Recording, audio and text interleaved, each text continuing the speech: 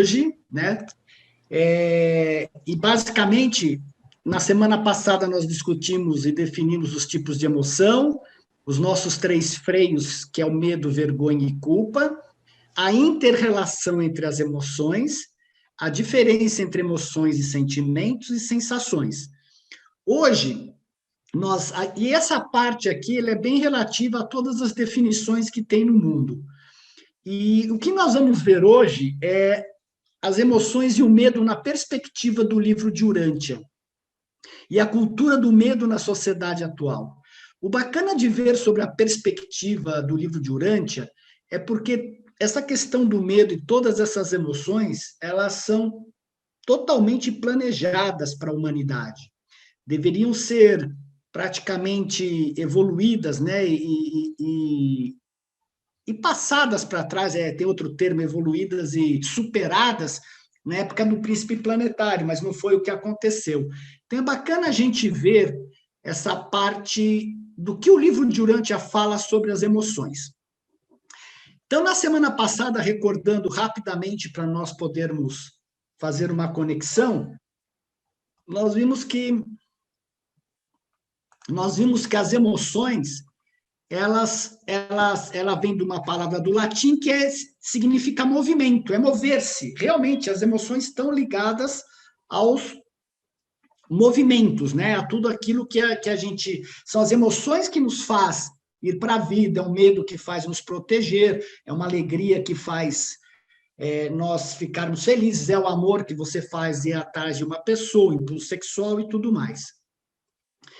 E todas as emoções, né, elas são criadas, elas vêm do instinto, as emoções principalmente vêm do mundo animal, nós vamos ver, e ela é mediada pelo cérebro emocional, que é o cérebro límbico, ou reptiliano, como eles falam, não, o cérebro límbico, e o negociado com o cérebro intelectual. O que significa isso?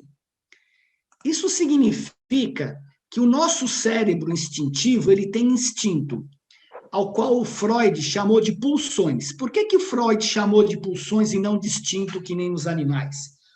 Porque o ser humano, dentro da cadeia animal, ele é o único ser que faz as coisas mesmo sem ter vontade, sem ter... Por exemplo, nós comemos sem ter fome.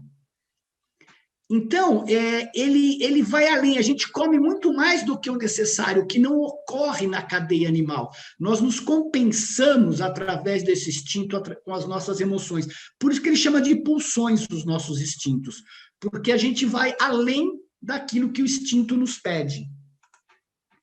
E o instinto, ele se expressa através do cérebro límbico, através das emoções, né? E ele é regulado pela razão. O instinto, ele dá um impulso, uma necessidade. Ou as emoções, ela vai dar um movimento, eu preciso suprir esta necessidade.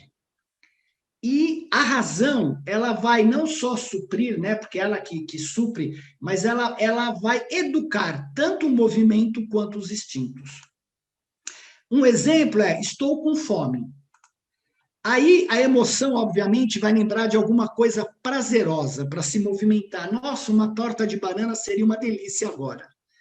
Mas a tua razão fala, cara, eu estou com um monte de problema, eu estou gordo, será que é isso mesmo? Eu posso ingerir esta caloria agora? É isso mesmo que eu quero? Então, é esta a sequência que nós temos, né, que os instintos se expressam através das emoções e são regulados pela razão. Por isso que essa parte do neocórtex veio depois de todas e só veio no ser humano, no ser animal com volição. Aí nós vimos a classificação das emoções, que nós classificamos como primária, que são inatas, né? São alegria, tristeza, medo, nojo, raiva e surpresa. As secundárias, que dependem de fatores socioculturais, como culpa, vergonha, simpatia, compaixão, embaraço, orgulho, inveja, gratidão, admiração, espanto, indignação e desprezo. E emoções de fundo, que estão relacionadas com bem-estar, mal-estar, com a calma ou tensão. Elas são internas, produzidas por processos físicos ou mentais contínuos, que leva o organismo a estado de tensão ou relaxamento, fadiga ou energia, ansiedade ou pressão. Na semana passada, nós conversamos que a pandemia está causando muitos problemas, né? No sentido das pessoas estarem mais deprimidas, que aumentou a consulta de psiquiatra em psiquiatra, quem estava doente ficou pior. E foi curioso que eu falei do dentista, que eu fui no meu dentista e ele falou que ele nunca operou tanto na vida. E olha o que saiu na Veja dessa semana aqui. A pandemia aumenta registros de casos de bruxismo, né?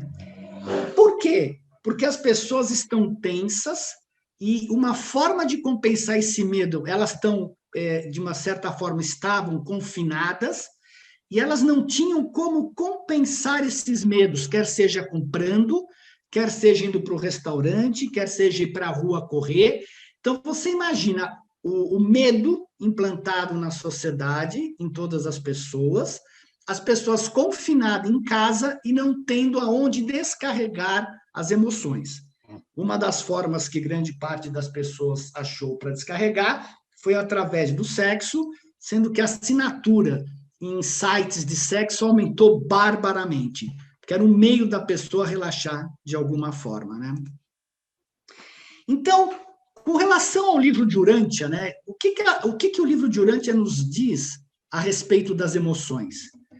E o que você pode ver que, principalmente o medo, que é uma das piores coisas que nós temos na sociedade hoje, ele é um estímulo para o desenvolvimento religioso e da civilização. Por quê? Porque o livro diz assim, ó, que há pouco mais de 1 milhão de anos, os mamíferos precursores da Mesopotâmia, os descendentes diretos dos tipos lemurianos de mamíferos placentários norte-americanos, subitamente apareceram. Então, são mamíferos, né, descendentes e que deram origem aos seres humanos. Eles subitamente apareceram. E o que fala? Que os membros dessa nova espécie tinham os maiores cérebros em relação ao seu tamanho entre todos os animais que haviam até então existido na Terra. Eles experimentaram muitas emoções que compartilhavam numerosos instintos, que mais tarde caracterizaram os homens primitivos. Então, veja que a nossa emoção, ela tem origem nos animais, sendo altamente curiosos e demonstrando uma alegria considerável quando tinham êxito em qualquer ação. O apetite dos alimentos e o desejo sexual eram bem desenvolvidos. E uma seleção sexual bem definida era manifestada de uma forma tosca, de cortejo e escolha dos companheiros. Eles lutariam ferozmente em defesa dos seus companheiros e eram bastante ternos na associação de família. Veja, eles já tinham um conceito de família. Interessante isso. Possuindo um senso de abnegação e humildade que beirava a vergonha e o remorso. Eles eram muito afetivos e leais em relação aos seus parceiros. De estatura pequena e mentes aguçadas para avaliar os perigos do seu habitat na floresta, esses mamíferos precursores dos homens desenvolveram um medo extraordinário. Veja, olha o que o medo fez, os levou àquelas sábias medidas de precaução que contribuíram tão enormemente para a sobrevivência, tais como a construção de abrigos que faziam no topo das árvores. O começo das tendências para o medo que a humanidade possui data bem especificamente desses dias. A única coisa que a gente vê é que na nossa sociedade atual ele está extremamente exacerbado. O mistério poder tem sempre estimulado os sentimentos e os temores religiosos, enquanto a emoção tem funcionado sempre como um fator condicionante poderoso do seu desenvolvimento. O temor tem sido sempre o estímulo religioso básico. O medo molda os deuses da religião evolucionária, motivando o ritual religioso dos crentes primitivos. À medida que a civilização avança, o medo é modificado pela reverência, admiração, respeito e simpatia.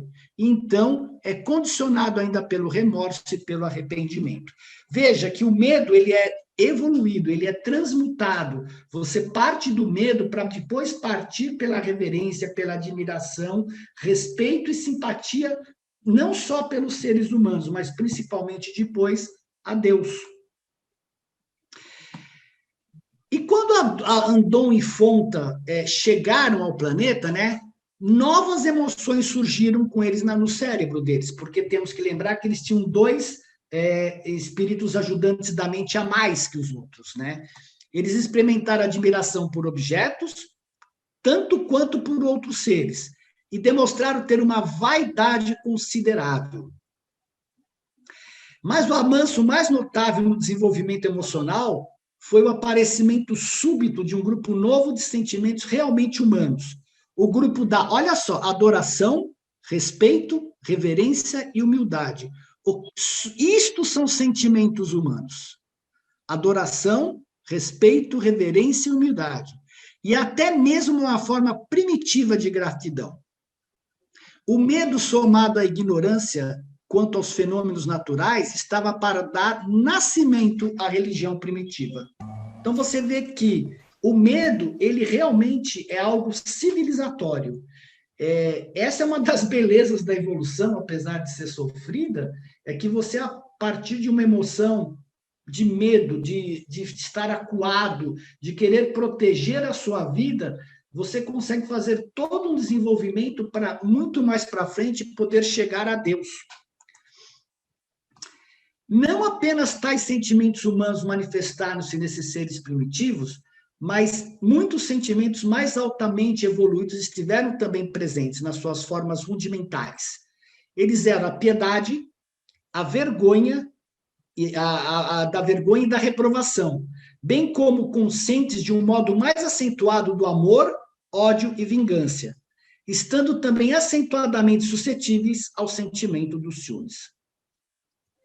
Interessante que se a gente olhar todos os sentimentos que nos põem para baixo, como vergonha, medo, ódio, tudo, eles são em maior número do que os sentimentos que nos levam para cima, né? Da alegria, do amor, do respeito e tudo mais. Após decidirem fugir em direção ao norte, Andon e Fonta sucumbiram ao próprio medo durante um certo tempo. O quê? O medo de desagradar ao pai e à família mais imediato, né? Eles imaginaram ser atacados por parentes hostis e assim reconheceram possibilidade de encontrar a morte nas mãos dos seus já ciumentos companheiros da tribo. Por que eles tinham ciúmes? Porque eles eram diferentes e muito mais inteligentes do que toda a tribo. Veja que o ciúme já era um motivo de morte naquela época, né? Então, olha, vamos fazer um sumário das emoções, por assim dizer, que eles passaram. Medo, reverência, admiração, respeito, simpatia, remorso, arrependimento, vaidade, piedade, vergonha, reprovação, gratidão, amor, ódio, vingança e ciúmes.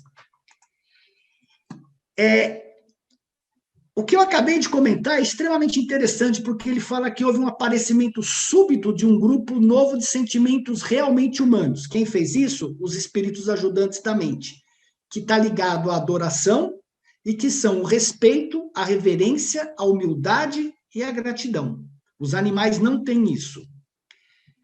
E o medo, somado à ignorância quanto aos fenômenos naturais, estava para dar nascimento à religião primitiva. Olha que interessante, aqui a gente pode observar a questão dos valores do universo da manifestação do Pai, que é a questão em relação à verdade, à religião, à bondade e à beleza. Por quê?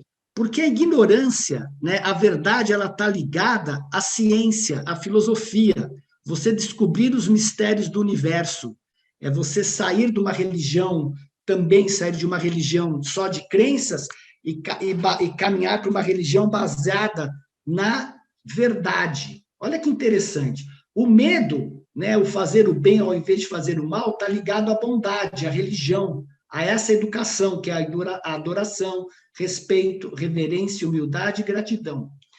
E a beleza, que contém tanto a religião quanto a verdade, ela expressa esse projeto incrível do Pai, a beleza desse projeto, da cosmologia, desses universos, de você transformar seres absolutamente de origem animais, que não têm nada, em seres divinos, finalitores.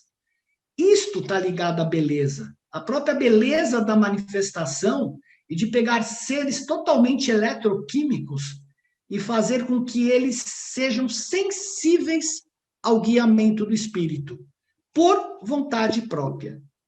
Isso tem uma beleza incrível por trás. Então, aqui, no próprio nascimento das emoções e sentimentos humanos, a gente consegue perceber já aquilo que nos guia em direção a Deus, que é a verdade, a beleza e a bondade. Alguma dúvida até agora? Alguém quer fazer algum comentário? Não? Que silêncio! Além da vontade própria, igual você comentou, Amorim, também pelo mérito próprio. Então, sim, pelo mérito. Pelo mérito. Então, a gente foi evoluindo e tudo é para o bem, tudo é bom. Então, o que antigamente, em algum momento da história, a gente achava medo era ruim, talvez nossa história, a gente achava comida ruim, ele impulsionou para o desenvolvimento moral. Tudo é bom. É isso que é interessante, porque, num certo sentido, isso gera um sofrimento em nós. E a gente caminha pelo sofrimento, né? Tem que ver que temos tendências animais, tendências à preguiça, tendências à amorosidade, que é o próprio mundo animal é esse. Ele come e fica horas lá digerindo, não faz mais nada, até ter fome novamente. E nós temos essa tendência. Então, nós somos puxados por elementos que nos mantêm a sobrevivência e em direção a uma razão de poder superar todos esses medos e essas emoções. É curioso isso, apesar de sofrido às vezes, né? Bom, a manifestação do medo. Os anditas logo desenvolveram o quê? O medo dos elementos: trovão, relâmpago, chuva, neve, granizo e gelo. Mas a fobia permanecia como o impulso mais constantemente recorrente nesses dias primitivos. E, já que subsistiam basicamente de comer animais, finalmente eles desenvolveram uma forma de adoração aos animais. Se eles estão adorando aos animais, porque eles têm um espírito ajudante da mente da adoração, obviamente que isso vai evoluir depois para a adoração ao Pai, né? Para Andon, os maiores animais comestíveis eram símbolo de força criativa e do poder de sustentação, lógico, porque davam mais alimento por ele por mais tempo, né?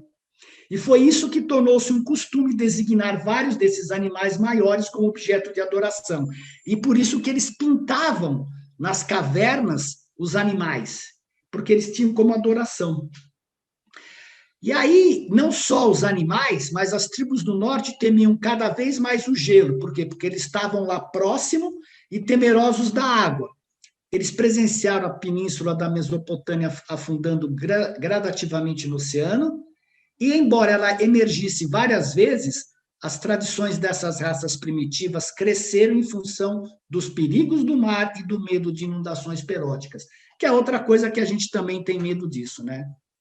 E esse temor, junto com a sua experiência de enchentes e de rios, explica por que buscavam os planaltos como um local seguro onde viver. O medo como precursor da civilização e religião. Quem levou isso? Foi o medo de fantasmas. Levou o homem primitivo a visualizar o sobrenatural. E assim, com segurança, foram assentadas as bases para aquelas influências sociais poderosas da ética e da religião. Muito curioso como, a partir disso, você consegue assentar essas bases. Isso é só por uma ação do espírito mesmo. Porque você transforma algo totalmente repressivo, que te deixa acuado, para que depois você possa entrar em algo superior da religião. Como isso é feito é muito curioso, né? que, por sua vez, preservaram inviolados os costumes e as tradições da sociedade de geração em geração. Uma coisa que logo estabeleceu e cristalizou os costumes foi a crença de que os mortos zelavam pelo modo segundo o qual eles tinham vivido e morrido. E por isso eles infligiam punições severas aos mortais vivos, que ousassem tratar com desdém e descuido as regras de vida que eles honraram, quando na carne. Tudo isso é mais bem ilustrado pela reverência atual que a raça amarela tem pelos seus ancestrais. E muitas religiões no mundo continuam com essa reverência por quem morreu. Eles acham que eles vão te ajudar, que se você fizer uma reverência aos mortos, você vai ter tudo em vida. Muito curioso, isso tem as origens lá atrás. Os desejos primitivos produziram a sociedade original, mas o temor dos fantasmas manteve-a unida e conferiu um aspecto extra-humano à sua existência. É bem interessante, porque quando você tem medo, você quer estar próximo de alguém. Você não quer ficar sozinho quando você está com medo. Então, você faz o quê? Você se une. E aí você começa, obviamente, a gerar a sociedade, né? Que as pessoas vão se unindo pelo medo do fantasma. O medo comum era originalmente fisiológico. O medo da dor física, o medo de não satisfazer a fome, ou o medo de alguma calamidade terrestre. Mas o medo dos fantasmas era uma nova e sublime espécie de terror. E terror, hoje a gente conhece muito bem como síndrome do pânico. E aqui está a origem dele, está muito profundo no nosso subconsciente isso, essa questão do medo, desse terror que se tinha.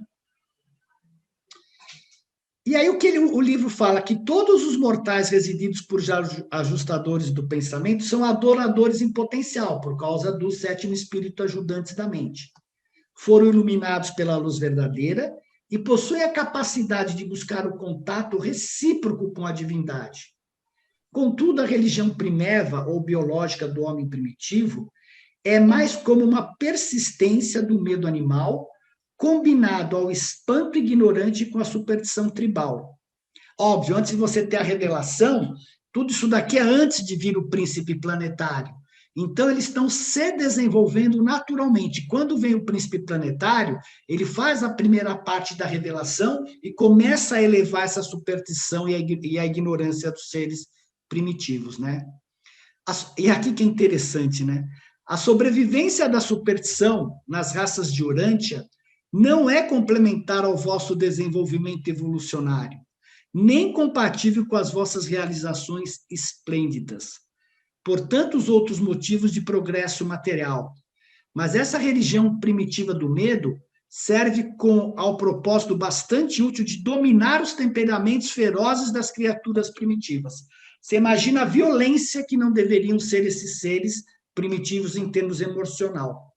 É a precursora da civilização e constitui solo para o subsequente plantio das sementes da religião revelada pelo príncipe planetário e seus ministros. Veja que todo esse medo é justamente para fazer com que esses seres se sintam acuados, né? E procurem por outras coisas, alguma forma que eles possam acalmar as próprias emoções, a própria raiva, o próprio embate.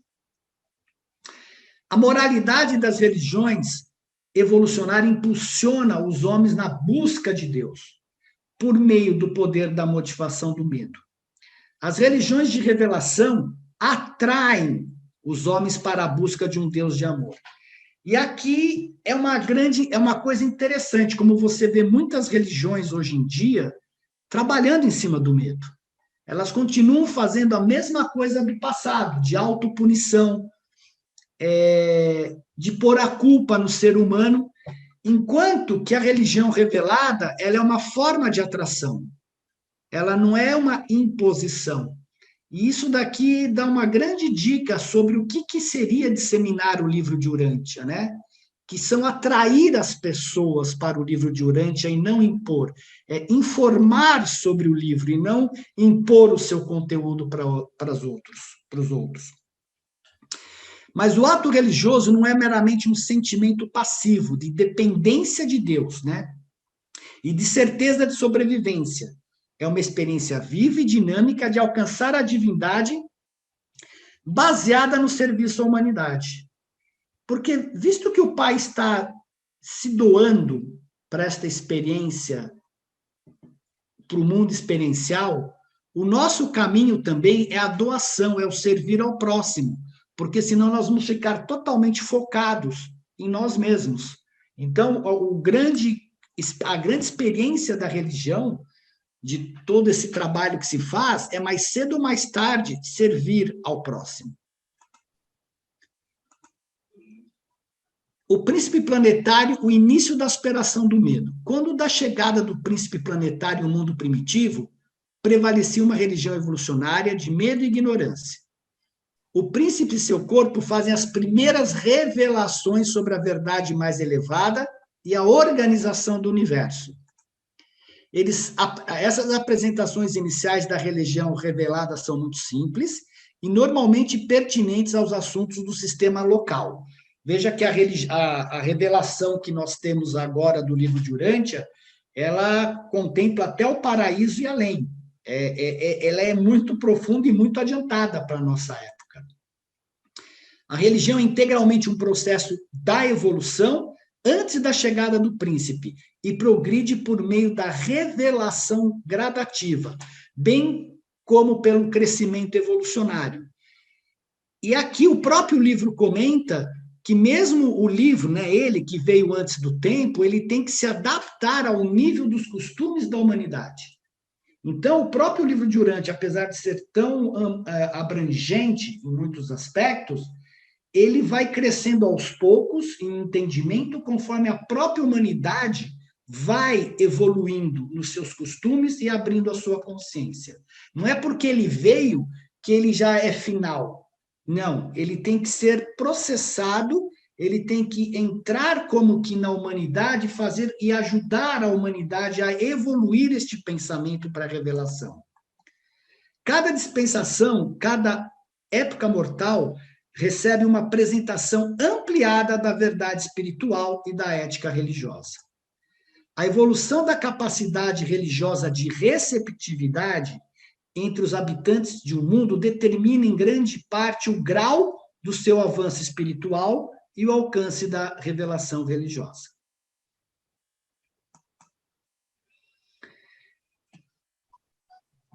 Essa dispensação testemunha o alvorecer espiritual e as diferentes raças e suas várias tribos tendem a desenvolver sistemas especializados de pensamento religioso e filosófico.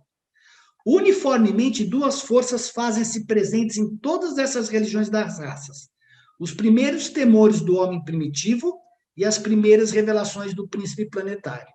Sob alguns pontos de vista, os urantianos parecem não haver saído ainda inteiramente desse estágio na sua evolução planetária. Foi aquilo que nós estávamos comentando, que nós estamos vivendo ainda a época do príncipe, porque ela não se complementou, né? Devido à rebelião, nós ficamos perdidos no tempo. Então, veja, ó, parece não haver saído ainda inteiramente desse estágio na sua evolução planetária. Realmente, nós estamos trabalhando ainda toda esta parte emocional que deveria ter sido trabalhada lá atrás. Essa é a dispensação também do príncipe planetário da igualdade dos sexos. Nós estamos totalmente fora da igualdade dos sexos. Em alguns planetas, o masculino pode governar o feminino, em outros prevalece o inverso.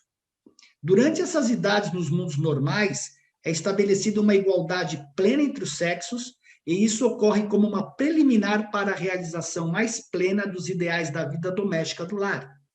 E esse é o alvorecer da idade dourada do lar. A ideia do governo tribal gradualmente dá lugar ao conceito dual da vida nacional e da vida familiar. Da mesma forma, vocês veem que nós também não temos ainda, não só a questão emocional, mas também estamos longe de ter essa questão da igualdade dos sexos. Mas a rebelião, o que fez a rebelião? Né? Durante essas idades de trevas espirituais, a cultura supersticiosa da humanidade decaiu até o seu nível mais baixo. Quer dizer, ela cresceu enormemente. O homem de Neandertal realmente não tinha nenhuma religião, além de uma superstição vergonhosa. Eles tinham um medo mortal das nuvens, mais especialmente dos nevoeiros e neblinas.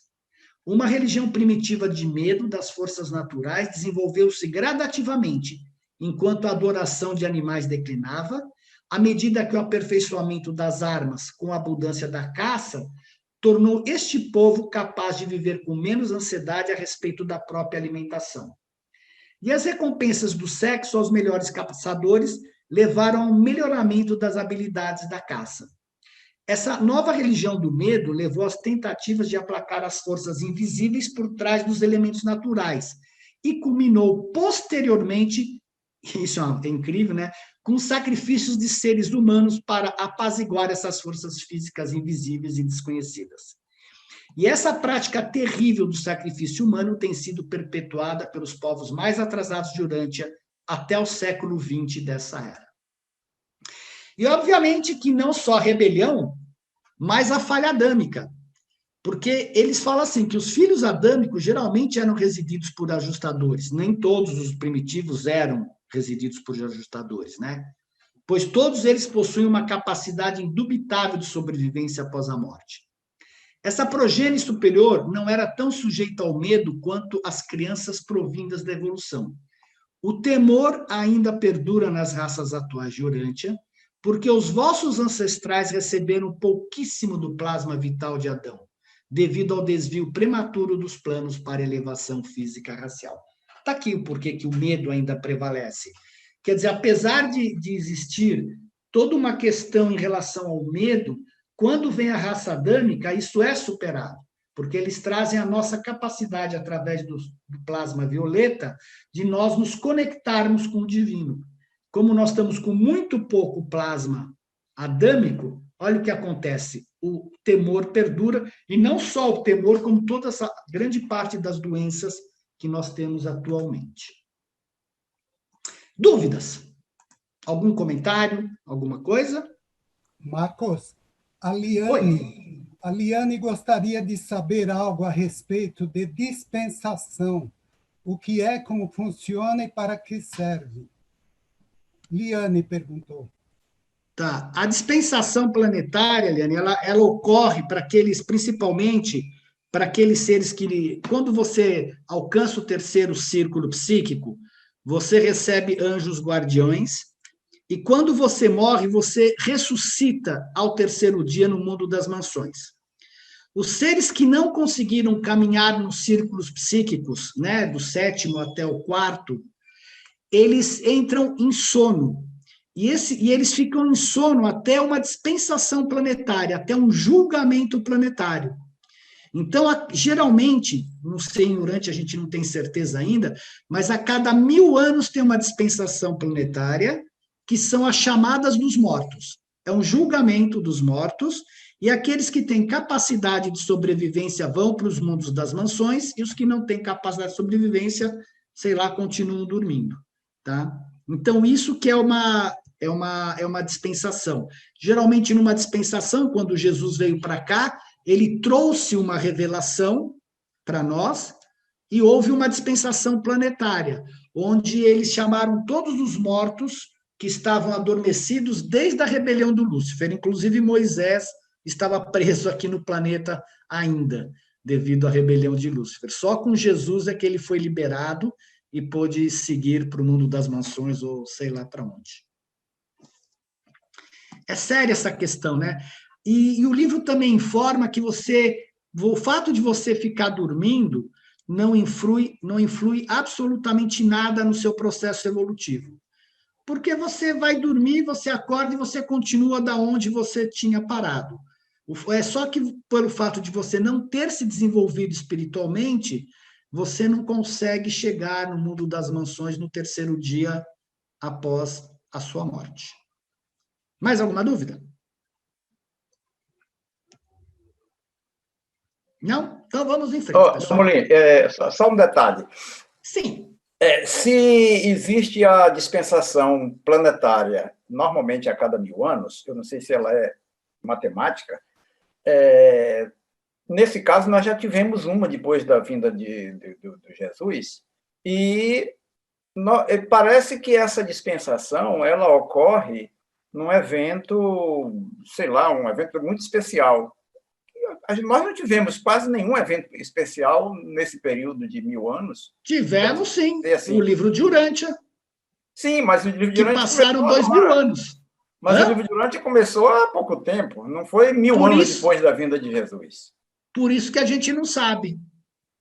Por isso que a gente não sabe se teve dispensação ou não. O livro, pelo menos, não nos informa. A gente não sabe se estão ocorrendo essas dispensações. O que teve foi que o Maquiventa governou por um tempo, né? O nosso planeta nos idos de 1200, algo assim. Mas a gente não sabe se teve a dispensação. A gente não sabe, Milton, se teve ou não. É uma pergunta que a gente se faz. Será que teve? Será que com o livro de Urântia também teve uma dispensação ou não? Porque todos que estavam soltos, à exceção de Caligastia, com o livro de Urântia foram presos, os rebeldes. Né? Só ficou Caligastia ainda aqui, e com Jesus ele perdeu os poderes. Os outros, Satã foi preso, todo mundo foi preso. Agora, se teve dispensação, a gente não sabe. Outra Respondeu, coisa, mais ou menos. Normalmente a gente fica na dúvida. Agora, me diga uma coisa. Quando o príncipe esteve aqui, já estava havendo ou já tinha havido a rebelião? Não, quando o príncipe planetário chegou, um príncipe planetário, ele chega geralmente num planeta onde os seres humanos evolutivos chegam, né? 100 mil anos depois de que aparece o Andon em Fonta de cada planeta. O nosso chegou 500 mil anos depois. Ele demorou 400 mil anos a mais que o normal. 400 mil a mais. Aí ele realmente começou a desenvolver a humanidade. Ele trouxe todos os ajudantes dele e eles começaram. A humanidade começou realmente a evoluir. Por 200 mil anos, a humanidade andou muito bem, obrigado. Só que quando ele se rebelou, e quando principalmente o Lúcifer quis, eles foram tentar implantar o método deles nos povos mais atrasados, deu o caos que deu. E aí a coisa toda verteu completamente para o lado oposto, e nós só recebemos Adão e Eva porque nós ficamos totalmente degradados em termos de moral e de religiosidade. Mas não houve comprometimento do nosso desenvolvimento biológico. Então, quando o nosso desenvolvimento biológico ficou perfeito, eles mandaram Adão e Eva, que teoricamente teriam consertado tudo isso da rebelião. Não sei quanto tempo demoraria, mas teriam consertado. Ok? Posso continuar? Ok. Obrigado.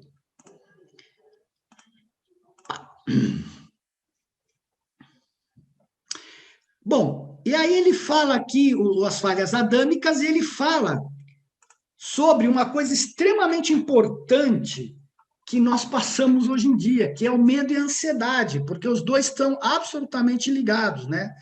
Vós muito frequentemente, talvez até em demasia, frustrais as vossas mentes pela insinceridade e as deformais pelas intenções incorretas. Vós a sujeistais ao medo animal e a distorceis pela ansiedade inútil. Portanto, embora a fonte da mente seja divina, a mente tal como a conheceis no vosso mundo de ascensão, dificilmente pode tornar-se objeto de uma grande admiração e muito menos de adoração ao culto. A contemplação do intelecto humano imaturo e impotente deveria conduzir apenas a reações de humildade. Outro dia fizeram uma pergunta, mas a mente não tem origem na ministra divina, então ela deveria ser toda perfeita? Negativo. A mente está lá como um campo. O que vai acontecer nesse campo depende do nosso livre-arbítrio. Então, se o nosso livre-arbítrio, esse campo vai permitir o jogo entre estabelecer o bem ou realizar o mal potencial. A mente é só o campo. Não importa que seja da ministra divina. Ou você estabelece o mal e vai para a destruição, ou você realmente reforça o bem e vai para a salvação. Os malefícios do medo. Poucas pessoas vivem à altura da fé que, na verdade, possuem. O medo irracional é uma fraude intelectual madrasta praticada contra a alma mortal em evolução. Perfeito, lindo, eu acho lindo isso que o livro de Urântia fala, né? Só que a nossa realidade aqui, o mundo como um todo, ele trabalha em nome e em função do medo, para manter as pessoas acuadas. E aí, nós vamos sair do livro de Urantia agora e estudar um pouquinho a cultura do medo na sociedade atual, com base nisso daqui que o livro de Urantia fala. O medo irracional é uma fraude intelectual madrasta praticada contra a alma mortal em evolução. O que acontece na nossa sociedade? E esse texto aqui do Pedro Cipriano é excelente. Ele fala assim: a sociedade atual é modelada pelo medo. Medo da fome, medo do desemprego, medo da pobreza, medo do terrorismo, medo da guerra, medo das alterações do clima, medo de epidemias e medo de estranhos. Medos de inimigos visíveis e invisíveis, alguns reais e outros criados e impingidos à nossa sociedade. Sob o medo da fome, milhares são obrigados a emigrar, deixando para trás o seu país e, por vezes, a sua cultura, em nome da abundância e prosperidade, que nem sempre corresponde à realidade. Sob o medo do desemprego, as pessoas são levadas a aceitar empregos degradantes, tanto para a mente como para o corpo, tornando-se quase escravos dessa parca fonte de rendimentos que poderá cessar quando já não servir aos interesses dos patrões. Isso é uma realidade incrível. Se nós olharmos hoje o que acontece, não estou defendendo nem criticando, o que acontece com os entregadores de alimentos, né, que se expõem a tudo, é exatamente o que acontece com outras pessoas, né? E é muito interessante porque eu comentei na semana passada que o Napoleão Hill, em 1960, ele falava o medo da pobreza, o medo da crítica, o medo da saúde precária, o medo da falta de amor, o medo da perda de liberdade, o medo da velhice e o medo da morte. Quando nós olhamos em 2020, olha o que nós acabamos de ler no texto. Isso que eu listei só alguns medos, né?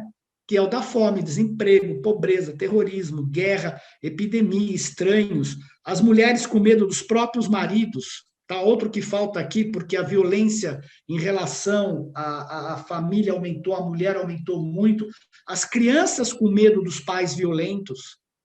Então, a gente vive realmente numa cultura de medo. Você liga a televisão, você vai ler o avanço da ciência, onde está? Em armas. Armas eletromagnéticas, a militarização do espaço, a quantidade incrível de armas atômicas. A gente tem que ter muita fé para conseguir passar pelo medo. E depois não entendem por que tem tanto síndrome de pânico na humanidade, né? A cultura do medo. Tema central do século XXI, o medo se tornou base para a aceitação popular de medidas repressivas penais inconstitucionais. Uma vez que a sensação do medo possibilita a justificação de práticas contrárias aos direitos e liberdades individuais, desde que mitiguem as causas do próprio medo. Lembra o que aconteceu com 2011, que o Bush implantou sanções incríveis para o mundo inteiro e todo mundo nos aeroportos, né? E aí não é só ele, a mídia. Na realidade, o principal objetivo da mídia é chamar a atenção do público e obter lucro, é óbvio. Assim, a mídia passa a utilizar expedientes sensacionalistas com fatos negativos, como crimes e catástrofes, disseminando um sentimento de insegurança no seio social, ocasionando o surgimento da cultura do medo e formando uma sociedade do medo. Pessoal, se nós olharmos simplesmente de fevereiro para cá e formos olhar todas as notícias passadas, dá para ver claramente o pânico que a imprensa fez com toda a sociedade. Tem gente até hoje dentro de casa não querendo sair para a rua, de medo ainda. Ou seja, nem tudo que vimos nos telejornais são de extrema veracidade. Grande parte desta informação tem uma intenção do porquê ser transmitida, e essa intenção estará sempre relacionada a um fim lucrativo e dominador social. Para aqueles de nós, para aqueles que assistiram aquele filme O Dilema das Redes, onde ele mostra o que as redes sociais estão fazendo com os seres humanos, está mais do que claro. Toda a manipulação que eles estão fazendo com os seres humanos, principalmente com os jovens, eles fica muito mais claro ainda quando eles mostram como tanto Facebook, Google e as outras grandes, elas influenciam comportamentos. Como cada um vê aquilo, como, por exemplo, eu achei esse exemplo ótimo deles, de como o aquecimento solar, o aquecimento global é mostrado de forma diferente, depende da região do mundo. Então, a manipulação é o que eu falo, você pensa o que você pensa. Você pensa o que eles querem que você pensa. Aí você vê essa juventude revoltada, essa juventude saindo para a rua, ou para a direita ou para a esquerda, tudo isso é diversão. Eles estão implantando, depende do país, aquilo que faz. E eles têm capacidade devido à inteligência artificial, porque eles estão dentro das nossas casas, eles estão sabendo dos nossos hábitos.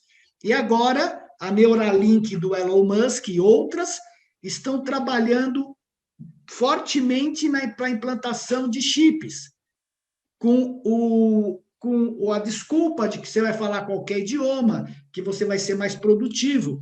Mas a hora que eu te implantar um chip, eu vou ter acesso aos seus pensamentos. Eu vou poder controlar seus pensamentos. É óbvio que não vai ficar só no chip para te ensinar inglês. Porque eu vou ter capacidade de captar todas as suas conexões neurais e ler, e saber o que você está pensando, e te controlar. Então, é para isso onde a gente está caminhando. Né? Uma das grandes questões, tem 2 cientistas desenvolvendo, eles estão estudando, através da minhoca, foi muito engraçado essa coisa, de como existe uma ondas no nosso cérebro que trabalham silenciosamente, não através da parte elétrica dos áxions, e eles acham que através disso, se eles conseguirem captar, nós vamos poder controlar o computador com a mente. Então, você vai pegar essas ondas, né? Você já tem quem faça isso, mas você vai pegar, porque é tudo elétrico, é tudo eletricidade, e vai captar e controlar o computador com a mente. Só que você vai ser controlado. Vai existir um Facebook da vida para a parte da mente, óbvio. O que é lamentável se a gente prestar atenção, né? Porque até aí não dá para prever a sociedade futura se não tiver alguma coisa que eleve os padrões que a gente tem hoje, que não seja só para o comércio e para a venda e para o controle mundial que está tendo. Que é a grande verdade. Tudo isso é para vender. Então, uma grande empresa chega lá no Facebook ou no Google e vai construindo toda uma forma de pensamento para que você pense daquela maneira e compre daquela maneira. Ou você faz estudos profundos como da tua genética, como fez uma empresa de perfume na França, e você consegue descobrir o que te afeta geneticamente, você lança um perfume daquilo lá, foi o maior sucesso de vendas do mundo. É fácil. Então, é a era da manipulação do ser humano. Muita manipulação. E então, nesse caso, ao invés de a gente estar andando para a luz e vida, a gente pode estar regredindo para trevas e alguma coisa então, porque essa manipulação toda. Então, vamos lembrar uma coisa: todo esse desenvolvimento nosso deveria ter sido feito na época de Adão e Eva. Se fosse um planeta normal, o príncipe planetário estivesse aqui, vem o Adão e Eva, a gente faz todo esse desenvolvimento tecnológico. Perfeito. Só que você tem um príncipe e tem Adão e Eva que vão direcionando esse desenvolvimento tecnológico para o bem.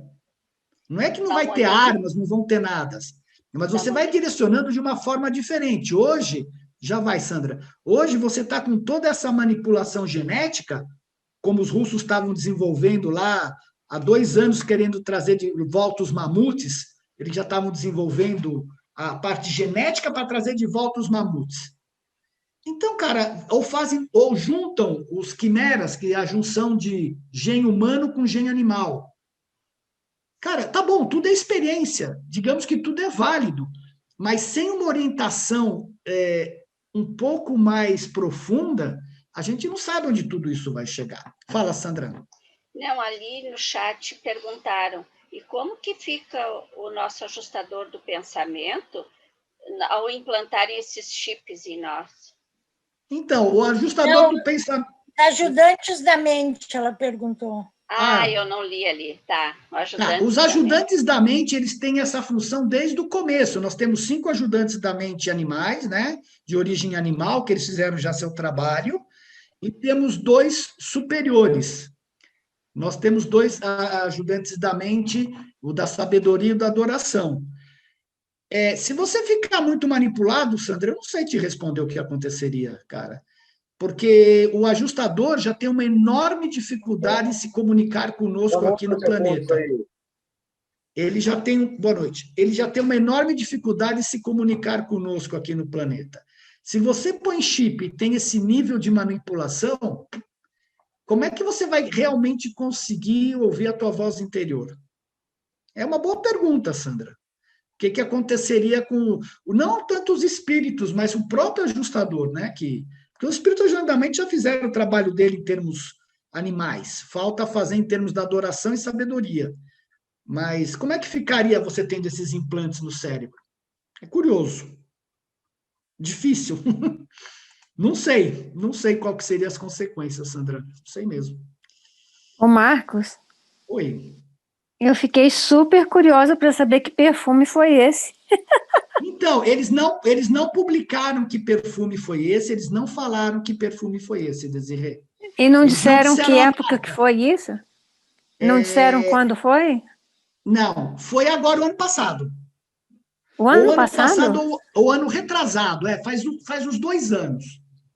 Quem publicou quem publicou isso foi, eu não esqueci o nome dele, eu tenho um livro aqui. Ele é um marqueteiro, mundialmente reconhecido, e ele prestou serviços até para a coroa britânica, né, como marqueteiro. E ele expõe tudo o que estão fazendo. Por exemplo, ele mostra lá claramente o que a Nestlé fez há muitos anos atrás, de colocar traços de café no chambinho para viciar a população japonesa em café e não mais em chá. Então, eles punham traços de café no chambinho. O que aconteceu? O Japão se tornou um grande consumidor de café. Então, as manipulações que você tem do marketing são incríveis. Incríveis. Agora, você imagina se implanta um chip na cabeça de uma pessoa. É sério, não sei. Mexe, na verdade, com os nossos sentidos, né? Porque, assim, o café... ele é através do olfato, mas também vai a terminação do sabor, mas também tem o estímulo nervoso, né? Então... Tem. Pois é. Mas, então, o que a gente torce é que tenha alguma coisa, porque o que está acontecendo, principalmente com essas manipulações genéticas, é que eles não conseguem, obviamente, prever as mutações que vão acontecer. E aí você pode criar, o grande medo da ciência é criar animais com consciência. Que eu não sei se é possível, mas é criar animais com consciência quando eles misturam com seres humanos. Aí eles vão lá e manipulam as crianças para tirar a doença, mas estragam um monte de outras coisas. Então a gente não tem o direcionamento e o conhecimento suficiente ainda para mexer com arma atômica, para mexer com genética do jeito que a gente está mexendo, né, com campo eletromagnético do jeito que a gente está mexendo. Falta consciência. Falta o Adão e Eva, falta um príncipe, falta alguém que ajude essa humanidade a se conscientizar de outra forma. É tudo criança enfiando o dedo na tomada, né? É o próprio Mickey, lá como é que é, brincando de feiticeiro lá. Bom... Eu acho que a Ana queria falar, não sei alguma... Eu queria saber o seguinte, se nós continuarmos com esse caminho, assim como você está falando, se existe a possibilidade de que, não sei, se dos espíritos chegarem aqui e dizer assim, está tudo errado, vou consertar essa rota, entendeu? Então, Ana, tem uma coisa legal a tua pergunta. Acontece que o livre-arbítrio humano é sempre respeitado. Sim, eles têm que a gente respeitar sabe o livre-arbítrio. até um determinado ponto, eu li isso no livro de Urântia, assim, não me lembro, né?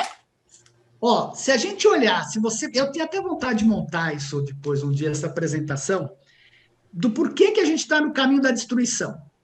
Porque, pelo que o livro de Urântia fala, nós estamos direitinho no caminho da destruição. Nós não vamos para a destruição porque Cristo, Micael, encarnou aqui. Porque a gente tem uma hoste de serafins sediada no planeta. Eu acredito que eles estejam aqui também, principalmente devido a tantas armas atômicas que a gente tem, que pode desestabilizar todo um sistema. Então, isso é a minha crença, eu não estou afirmando que isso seja verdade. Mas o próprio livro fala que Urântia vai para um nível de devolução desconhecido. Isso significa que o planeta não será destruído. Então, isso já dá paz. Né? Quando em 2012 as pessoas disseram, não, porque vai vir o Nibiru, vai destruir tudo, eu falei, o planeta não vai ser destruído, não pode. Né? O Trigueirinho com a Operação Resgate, não, porque vocês vão ser levados para outro planeta. Não aconteceu, pode ser até que aconteça mais cedo ou mais tarde, dos resgatáveis serem levados até limpar aqui, mas não sei, eu acho que não vai ser destruído e a limpeza vai ser de outra forma. Não sei qual, mas não posso te falar. Mas que a gente está preservado, tá, porque a principal preocupação deles é preservar as almas. Você entende? Você está aqui criando a alma, essa alma não pode ser destruída gratuitamente. Então, a nossa evolução está preservada.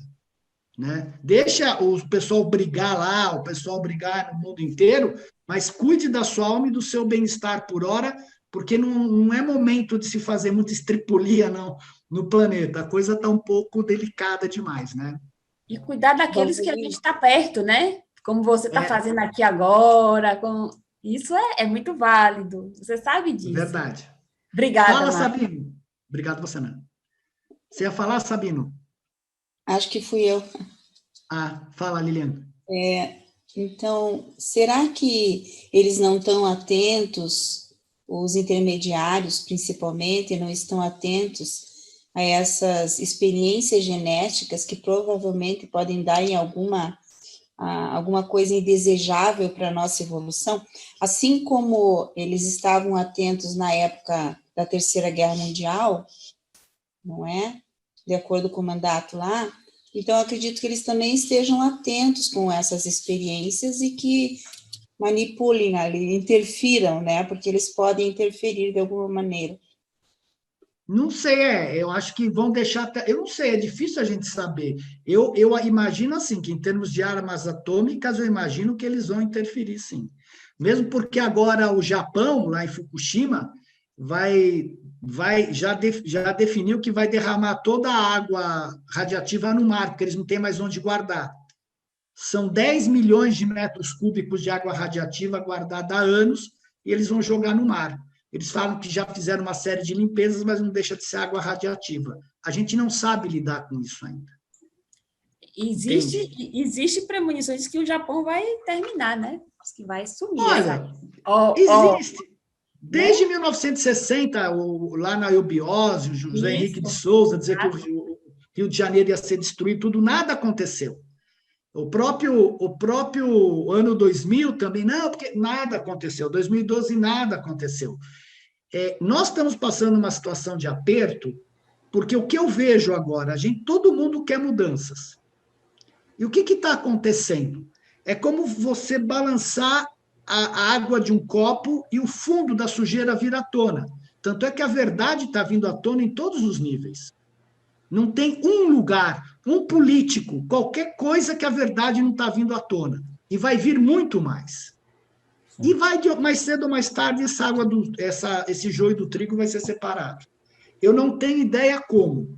Né? Se vai haver contato, se não vai haver contato, a gente não sabe se a rebelião de Lúcifer já foi julgada, se a gente vai ser religado ao sistema, a gente não sabe. A gente só tem pressuposições do que pode acontecer. Com tantas pressuposições, na minha opinião, o melhor é a gente viver o dia a dia. Vai comer seu doce, vai tomar seu café, respeita seu próximo, ama seu próximo, que é a única coisa que a gente pode fazer, cara.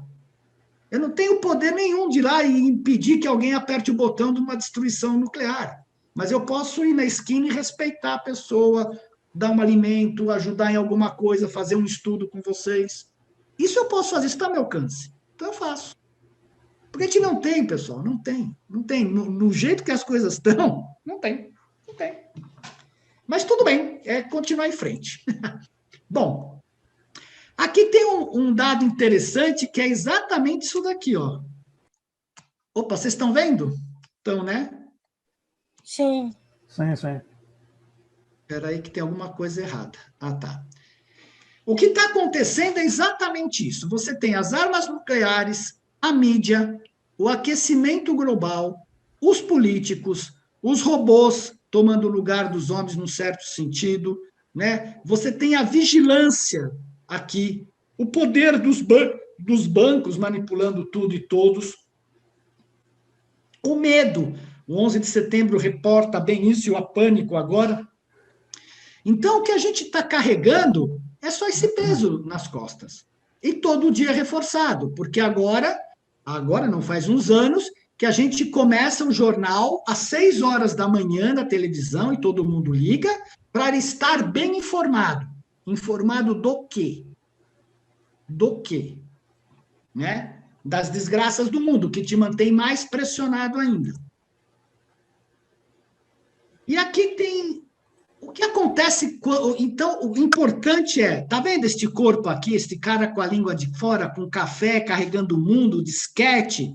O que acontece com o corpo humano quando a gente sente medo? O corpo humano tem entre 37 e 75 trilhões de células. Cada lugar que você pesquisa, uns falam 37, outros 70, 75. Então, eu pus de 37 a 75 trilhões de células. Não tem um consenso. Já peguei sites muito bons e cada um difere do outro. Todos os dias, bilhões de células do corpo se desgastam e precisam ser substituídas. Por exemplo, todo o revestimento interno do intestino é renovado a cada 72 horas. E aí, você tem uma coisa super interessante. As células reagem de 2 formas diferentes aos estímulos ambientais. E foi assim que as células sobreviveram desde bilhões de anos, do início da nossa civilização, do plasma implantado pelos portadores da vida nos oceanos. Ou elas vão em direção a um sinal que promove a continuidade da vida, reações de crescimento, ou vão em direção oposta a um sinal ameaçador, reação de proteção. Isso daqui foi visto no microscópio pelo Bruce Lipton. Ele punha um elemento que era prejudicial à célula, ela se afastava. Ele punha um elemento que era importante para a célula de crescimento, ela chegava perto dele. Então, esses 2 mecanismos de sobrevivência não podem operar simultaneamente. Ou eu vou para a direção oposta, ou eu vou para aquilo que promove a continuidade. E é aqui que o bicho pega, no nosso dia a dia, em relação a esse cidadão aqui. Por quê? Então, o que acontece? Os seres humanos restringem o seu comportamento de crescimento quando adotam o comportamento de proteção. Para sobreviver, o corpo necessita reunir toda a energia para ativar o seu mecanismo de luta ou fuga, o que resulta na redução do crescimento. A reação de proteção fecha o sistema para proteger de qualquer ameaça externa. Inibir o crescimento debilita o sistema, pois trata-se de um processo que consome, mas também gera energia. Então, situações que envolvam reações prolongadas de proteção inibem a produção de energia que mantém a vida. Mas nem todas as células entram no processo de crescimento ou proteção ao mesmo tempo, depende da ameaça. Os padrões de crescimento e proteção são controlados pelo sistema nervoso, responsável por monitorar e interpretar os sinais do ambiente e estimular as reações apropriadas, alertando a comunidade celular. Você olha um cidadão desse, ele está em crescimento ou ele está em proteção? Não precisa, é só se olhar. É binário, ou um ou outro. E nós temos 2 sistemas distintos de proteção. O sistema de proteção contra ameaça externa, que é chamado HPA, porque ele envolve o nosso hipotálamo, a nossa pituitária e a nossa adrenal, que produz a adrenalina, né, que são os hormônios endocrinológicos, hormônios do estresse.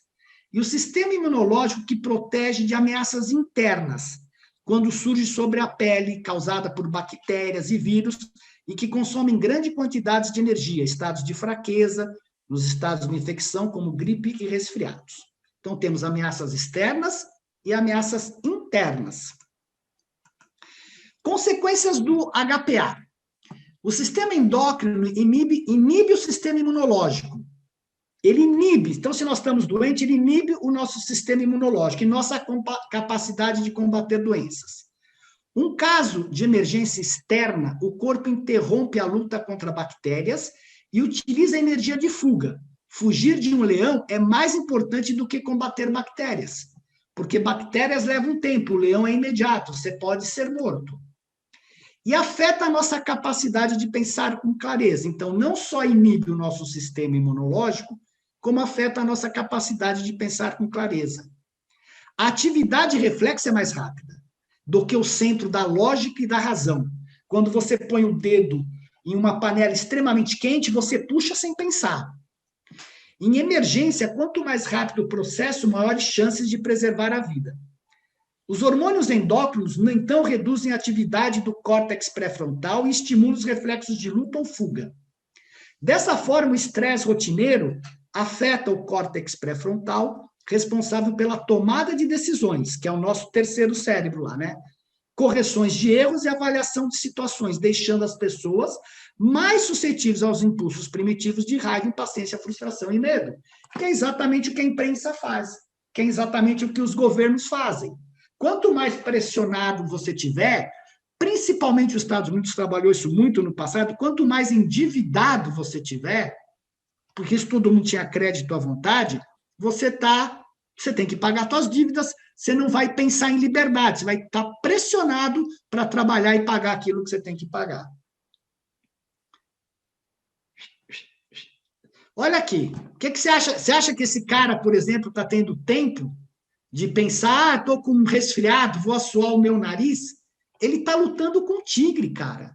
Eu não sei o resultado disso, mas ele realmente está lutando com o tigre. Imagina as tensões, né? Então, esse nosso sistema do hipotálamo, pituitário e adrenal não foi desenvolvido para ser constantemente ativado, só em questões de perigo.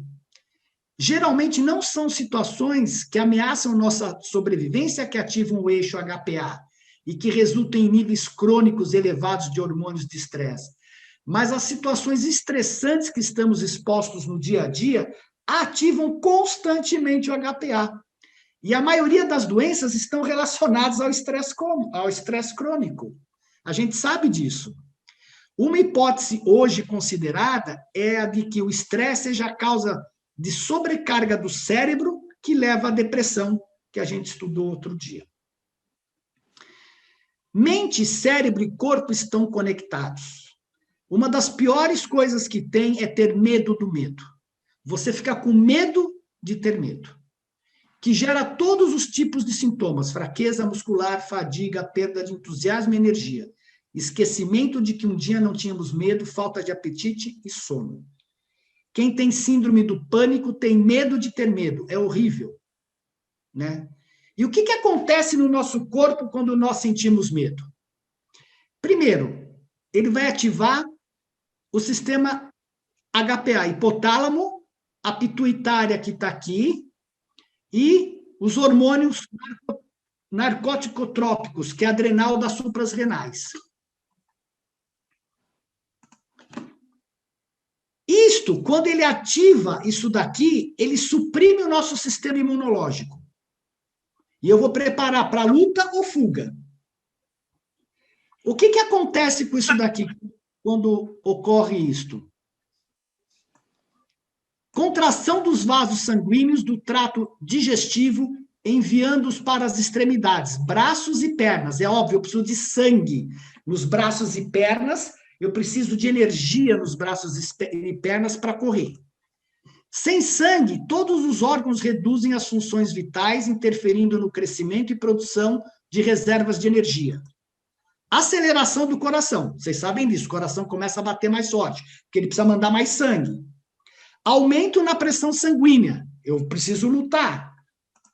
Alteração na respiração, eu preciso de mais oxigênio. Perda da capacidade de pensar com clareza, pois os hormônios ativam a parte reflexa, que é mais ágil. Então, é isto aqui que acontece no teu corpo quando você sente medo, quando o teu chefe briga com você, quando o pessoal fala que a pandemia vai te matar e você fica preso dentro de casa. Você está pondo para funcionar esse sistema aqui o tempo inteiro. Aí você liga o jornal 6 horas da manhã, 7 horas da manhã, para estar atualizado com as mortes da madrugada. E à noite você liga para confirmar as mortes que houveram durante o dia. Então é isso que acontece. Dúvidas?